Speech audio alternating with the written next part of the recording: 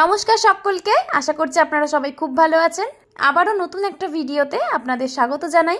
আজকের ভিডিওটা হতে চলেছে ভদ্রেশ্বর এবং মানকুণ্ডুর বিখ্যাত কিছু জগদ্ধাত্রী পূজা প্যান্ডেল। তো চলুন দেরি না করে শুরু করা যাক।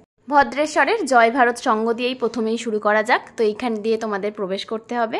তো সোজা এখান দিক দিয়ে চলে এলে প্যান্ডেলটি ঠিক এইরকমভাবে তৈরি করা হয়েছে। তো রাতের অন্ধকারে খুবই সুন্দর দেখতে লাগবে। দু সাইডে দুটো জগদ্ধাত্রী মায়ের মূর্তিও রাখা হয়েছে। তো খুবই সুন্দর হয়েছে প্যান্ডেলটি। আর ভেতরে রয়েছে মাতৃ প্রতিমা, তো সেটাকেও দেখাবো। আর মাতৃ প্রতিমা তো খুবই অপূর্ব।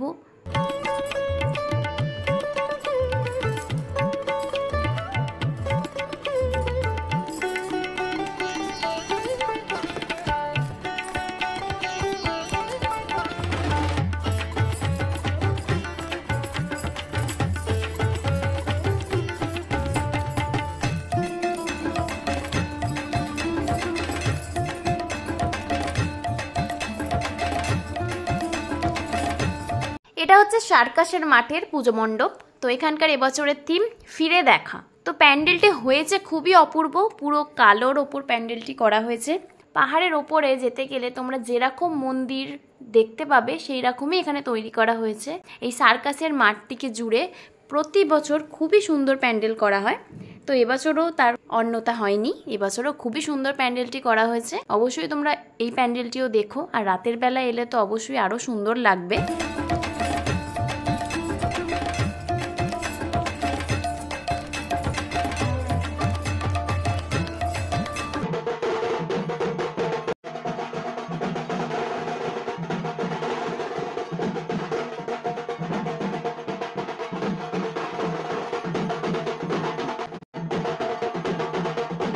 আর রাতের বেলা এখানে হচ্ছিল লাইভ পারফরমেন্স, ঘুড়ির একটা ডান্স পারফরমেন্স হচ্ছিল। তো সেটাও খুবই সুন্দর লাগছিল দেখতে।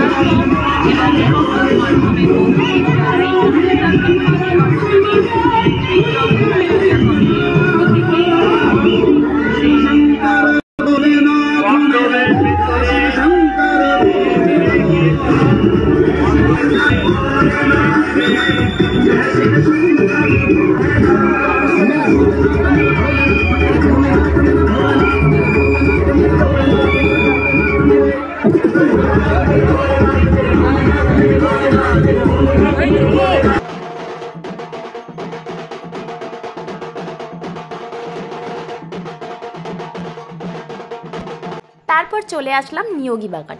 নিয়োগী বাগানের এবছরের থিম দর্পণ দৃষ্টি। দর্পণ দৃষ্টির নামকরণের একটাই কারণ পুরো প্যান্ডেলটি হয়েছে কাঁচের। ছোট ছোট মিরর ওয়ার্ক এবং খুব নিখুঁত মিরর ওয়ার্ক দিয়ে পুরো প্যান্ডেলটিকে তৈরি করা হয়েছে। এবং প্যান্ডেলটি হয়েছেও খুব অ্যাস্থেটিক এবং ভিতরটাও খুবই সুন্দর। তো তোমরা অবশ্যই এই প্যান্ডেলটিও দেখো। রাতের আলোয় আরও সুন্দর লাগবে। আমি যেহেতু দিনের বেলা গিয়েছিলাম তো সেরকমভাবে বোঝা যাচ্ছে না, কিন্তু রাতে গেলে আরও সুন্দর লাগবে। তো অবশ্যই মাতৃ প্রতিমার তো কোনো কথাই হবে না। চন্দননগর থেকে মানকুণ্ডু সমস্ত জায়গাকারই মাতৃ প্রতিমা খুবই অপূর্ব হয়।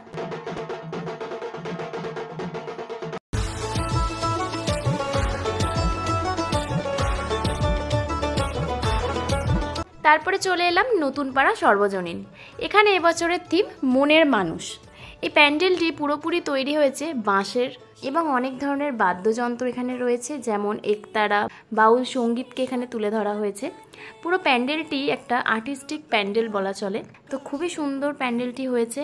নতুন পাড়া কোথাও কোনো প্যান্ডেলকে কপি করে না, তারা তাদের নিজস্বতা বজায় রাখে এবং নিজে থেকে একটি প্যান্ডেল তৈরি করে। তো এখানেই প্যান্ডেলটি তৈরি হয়েছে এবং দেখতেই পাচ্ছেন কত সুন্দরভাবে তৈরি করা হয়েছে। এখানে মায়ের মূর্তি কত সুন্দর এবং নিখুঁতভাবে তৈরি করা হয়েছে।